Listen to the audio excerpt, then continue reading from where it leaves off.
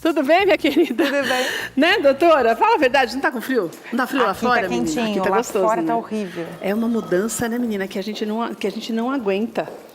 Vamos falar, então, mudar de assunto. A doutora está aqui para nós falarmos sobre diabetes gestacional, ou seja, diabetes durante a gravidez ou ela é adquirida? Se adquire diabetes, doutor, na gravidez ou já é quem tem diabetes tem que ter um cuidado diferenciado nesse período?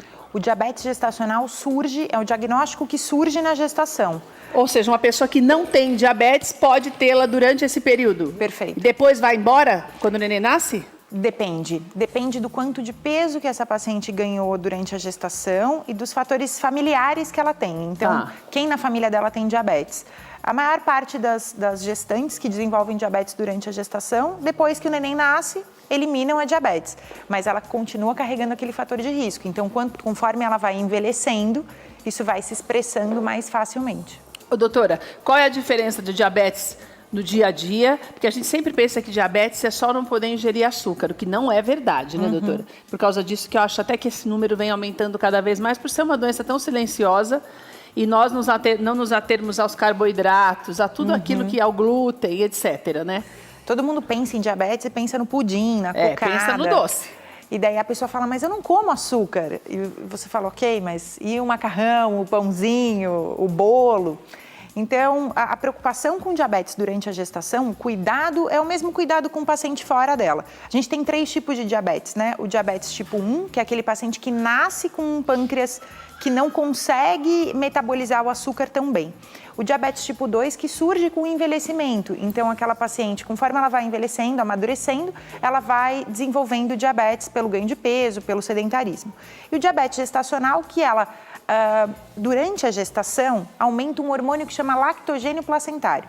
Esse hormônio é um fator de risco para a mulher desenvolver diabetes. Ele mexe... Todo mundo tem esse hormônio e todo mundo desenvolve e aumenta. Toda grávida tem. Toda grávida aumenta o hormônio lactogênio placentário. E daí, se ela tiver outros fatores de risco somados, então, se ela for obesa ou tiver sobrepeso, se ela tiver parentes com diabetes na família, se ela teve diabetes gestacional em outra gestação, se a gravidez for de gêmeos, ela vai ter uma quantidade de hormônio maior, ela tem um fator de risco a mais. Então, nesse cenário, ela tem uma chance maior de desenvolver diabetes durante a gestação. Daí vamos lá, tem como evitar? A alimentação pode evitar o problema? Tem como evitar. Se essa paciente começa a fazer um acompanhamento nutricional no começo da gravidez e ela não ganha muito peso, sabe aquela coisa de eu vou comer por 2, porque agora eu tô grávida e eu posso? É isso que ela acaba criando o fator de risco para ter diabetes e pressão alta, que é uma outra doença. Então, se ela fizer um acompanhamento nutricional adequado, ela pode não desenvolver o diabetes, mesmo tendo os fatores de risco. Mas daí isso é uma coisa que tem que começar quando, doutora? Já quando descobre que está grávida? Eu tive diabetes gestacional. E antes de eu ir no obstetra, começar a fazer meu pré-natal, eu fui na nutricionista, porque eu já tinha medo, eu já sabia que eu tinha fatores de risco. Mas mesmo assim eu não segui tão bem as orientações, então a diabetes chegou. Mas tem que ser sincero. Caso de Ferreira, espeto de pau, né, doutora? Mas é porque é assim mesmo, a gente acaba sabendo que pode tratar depois, daí acaba deixando um pouquinho mais, comendo um pouco mais, você né? Você sabe que ter diabetes foi uma experiência excelente para mim, porque eu vivi o espelhamento, que é a dificuldade de você falar para o paciente, olha, você tem que fazer a dieta, você tem que fazer atividade física. Falar e colocar em prática é muito diferente. É uma distância gigantesca, né? Você praticar o que você fala, né? Exato. Então, para mim foi uma experiência assim, engrandecedora, foi um grande aprendizado. E uma vez diagnosticado o diabetes, se ela não conseguiu prevenir o surgimento, uma vez diagnosticado, a gente também tem que fazer o tratamento com a dieta. 80%, quase 80% das pacientes conseguem controlar o diabetes gestacional só com a dieta e não precisam de medicação. Agora, doutora, isso pode fazer mal para o bebê? Sim. Eu brinco com as pacientes que elas têm um ambiente mais doce, né? Porque o diabetes é você não conseguir metabolizar muito bem aquele açúcar circulante. Quanto mais açúcar eu tenho, mais o bebê que está dentro de mim entende que o ambiente vai ter sempre aquele açúcar. Quando ele nasce, ele não encontra esse açúcar todo que ele tinha dentro da mãe. Então, esses bebês, nas primeiras 24 horas de vida, podem fazer hipoglicemia, que é quando a gente tem a queda do açúcar, porque ele foi treinado a produzir insulina para consumir um açúcar alto. Mas quando ele sai da barriga, ele mama, enfim, ele recebe o açúcar. Mas não está recebendo aquele açúcar que ele está habituado, vamos não dizer naquela assim. quantidade. E daí ele pode fazer hipoglicemia. Então esse bebê, quando nasce, nas primeiras 24 horas, tem que fazer aquele controle, igual de ponta de dedo que a gente faz. Que no caso do bebê é no pezinho, porque o dedinho é muito miúdo. E além disso, durante a gravidez, o ambiente com muito açúcar pode favorecer que ele cresça muito, além do que deveria. E daí aquele bebê que nasce com mais de 4 quilos e todo mundo olha e fala, ai, que lindo, nasceu criado. Mas, na verdade, se for associado ao diabetes, isso não é um sinal de saúde. É um bebê que vai ter ainda mais dificuldade de controlar o açúcar nas primeiras 24 horas. Agora, é um bebê que pode se tornar, a partir daí, uma criança e depois, posteriormente, um adulto diabético? Ele carrega o fator de risco familiar. Então, ele não vai se tornar uma criança diabética, porque quando a gente manifesta o diabetes na infância, ele é aquele diabetes tipo 1.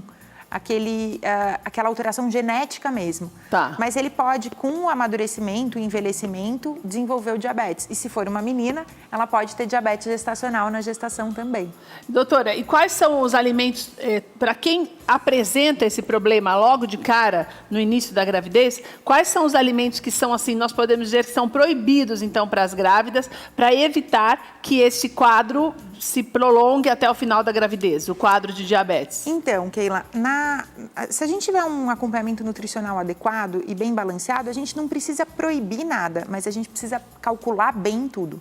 Então, essa paciente tem que se alimentar sem longos períodos de jejum, claro, e tem que preferir os carboidratos integrais, o pão integral, a aveia, o arroz integral, porque são carboidratos que não aumentam tanto o índice glicêmico, o índice de açúcar, como o arroz branco, o pãozinho francês. E tem que eliminar o açúcar nesse período? A gente tem que reduzir. Eu não costumo falar assim, olha, não, você não pode comer de jeito nenhum, mas a paciente tem que ter plena noção das escolhas nutricionais dela, porque se aquele dia ela for comer um pouquinho mais de um alimento que tem um pouquinho mais de açúcar, ela tem que saber que ela tem que compensar no acompanhamento daquela refeição. Então, se ela tiver noção do que é certo ela escolher, ela vai conseguir levar os 9 meses tranquilamente. Doutora, você falou que as mulheres são mais, até os bebês são mais suscetíveis, né? Uhum. Ao diabetes gestacional. E no caso dos meninos também, dos bebês de sexo masculino, é diferente? O que eu digo é assim, na gestação, independente se o bebê é menino ou menina, a chance da mãe desenvolver diabetes gestacional está atrelado ao histórico familiar, ao passado, ao tanto de peso que ela ganhou durante a gestação. A menos que a gente tenha uma gestação de gêmeos.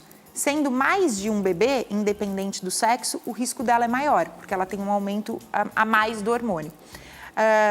As bebês meninas, que são filhas de mães que tiveram diabetes gestacional, já vão nascer com essa característica familiar. Predisposição. Com esse fator de risco de lá, quando elas estiverem grávidas, desenvolverem o diabetes gestacional. E podem, além de se manter o risco de ser também diabético, existem outras doenças atreladas também que podem acometer a criança quando a mãe não cuida da saúde, quando tem o diabetes na gestação? Então, o foco principal durante a gestação é que essa gestante pode ter um parto prematuro.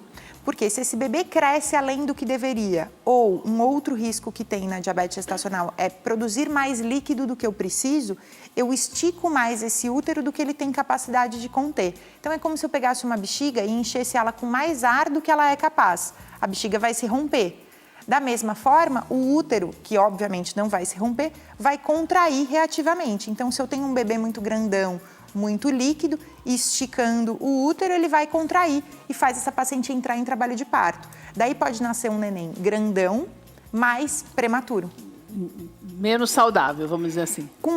Ele vai ser grandão, então visualmente ele parece um neném maduro, mas com um pulmãozinho ainda não preparado, enfim, um bebê antes dos 9 meses. Doutora, e tem gente que confunde os sintomas da diabetes gestacional com eclâmpsia.